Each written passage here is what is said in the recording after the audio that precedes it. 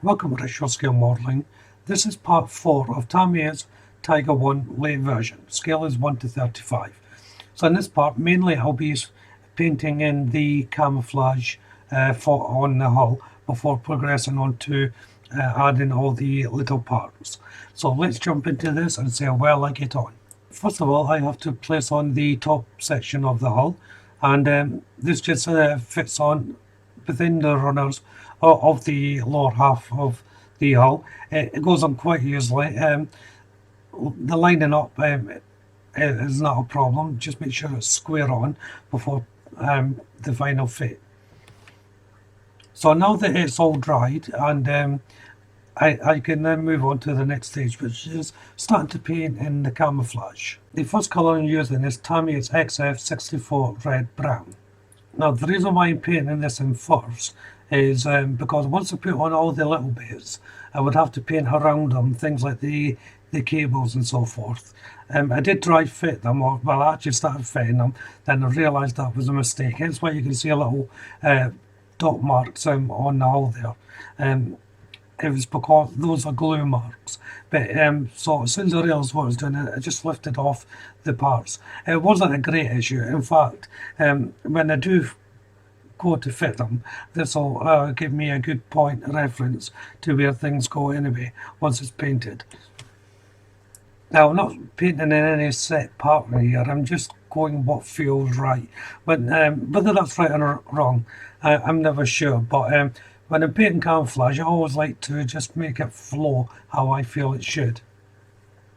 So I'm putting on very thin coats, and I'm using an old brush here because it's quite hard on the brush. What I'm doing here, I'm putting the paint on the brush and taking the excess away, and I'm just rubbing it over, particularly on these areas where I put the sprue glue. It will kill a brush as such, so it's better to use an old brush when doing this. The camouflage button continues on the wheels, and you may notice I haven't put the skirts on around the edges or the sides. That's because I want the camouflage to go down continuously. Once I put on the edges, then I'll paint those in the camouflage, but that'll be near the end of the build. Next I'm using Tamia's XF61 Dark Green for the green colour, and like the brown, I'm just putting it where I feel that it needs to be put, breaking up the brown as I go along, and again making sure that it's as thin coats as possible. You don't want the camouflage to look too heavy, you want it to look light. So I'm practically dry brushing the pigment on. And the advantage of that is, of course, if you feel that you have gone too much or you made a mistake that you don't like, then repainting it, you just paint over it. There's no need to strip it because the paint is so thin anyway, it can handle another layer of paint. I've used Tamia's XF56 Metallic Grey for all the handles and metalwork that's all on the added on pieces onto the hull. So axes, spades, cables, things like that, all have the metallic grey colour. Apart from the cable handles, that's XF60 Dark Yellow. That's the main bottom colour that I've been using. So it's just a few basic colours that I've used throughout the build, but it all builds up to a good looking pattern, I think. There isn't much to go on in actual fact. There's just a couple of spades, an axe, a hammer and some tongs are the main parts to go on, as well as, of course, the cables. But again, each one has its own location point and they just slot on.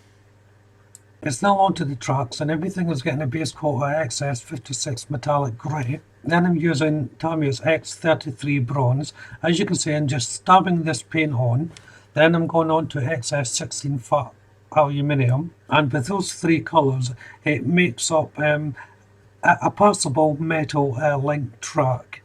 It depends on how you feel about how heavy you go with the silver, but the silver should really only just be lightly placed on so that you've got a bit of metal coming through the paintwork.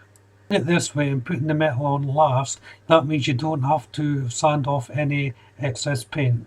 So if you put the silver on first, you would have to file through or sand down the other colours just for the silver to come out. So doing it the opposite way, you don't have to do that. So now it's time to make up the track.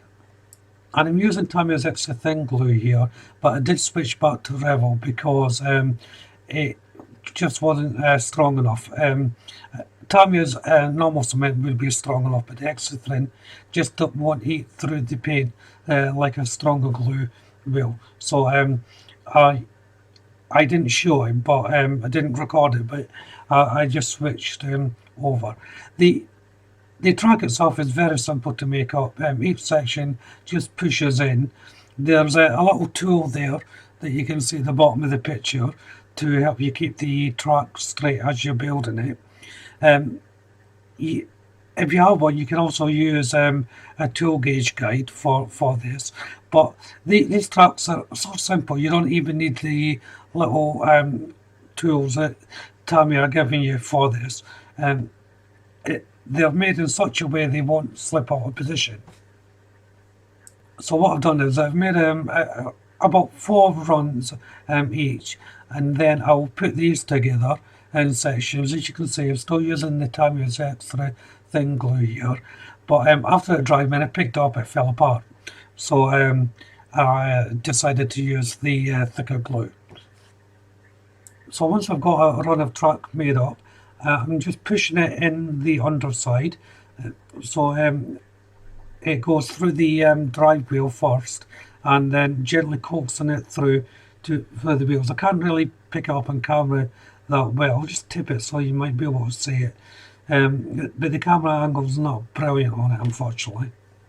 As you can see, I'm using the Revel cement now, and I'm just placing a little bit of cement along the drive wheel to get the curvature set into place before I link up the rest of the track. And once I've done that, I can then place on the rest of the track. Now you can try play it all in one go, one big run, but it's actually easier just to place it in sections as well. I found that the longer the piece, the more difficult it is to put it in. So little sections is better. And in a way, it was a bonus that I used the Tamiya extra thin cement first of all, because it came apart quite easily. If I used a thicker cement, then it would have been solid and I wouldn't have been able to do it that way. But using about 4 to 5 links at a time, just pushing it on, and you can also cement it to the wheels as you go along as well to be extra secure. Now, of course, if you want the wheels free moving and the track to move, you wouldn't be able to cement it to the wheels. But it all depends how you would like to display your model. Me, it's only if we're going to be a static model, so it doesn't matter if it's actually cemented to the wheels. And the last section is just 1 or 2 links, depending on how you're building it, to close it off. As I said, there's a couple of ways you can approach this. So as I'm doing this is where I shall end part 4. The track itself is time consuming, but it is quite easy to fit. The runners that fit inside the wheels, just be aware on the instructions that parts of the wheel, for instance the drivetrain, will fit on a certain way on the drivetrain, and because it's a 3-wheel setup, so some of the ridges will be on the outside of the wheel and others will be on the inside. It sounds complicated, but it really isn't. If you just follow a straight line, everything should just fold into place. You may need to coax your wheels a little bit just to get the track to fit, but that's probably just the positioning when you initially put the wheels in. It's only natural for that to happen. Don't worry if it does happen. And try to remember the sag of the track at the top as well. You want that to sag onto the wheels and not straight off onto the hull. It should lie on the wheels. Some kits don't give you the enough track to do this, but this one does, so that's very good. So if you haven't done so already, why don't you check out the channel for my other builds? If you subscribe to the channel, hit that notification bell, that way you'll be kept up to date, not only with this build, but all my future builds as well, of course.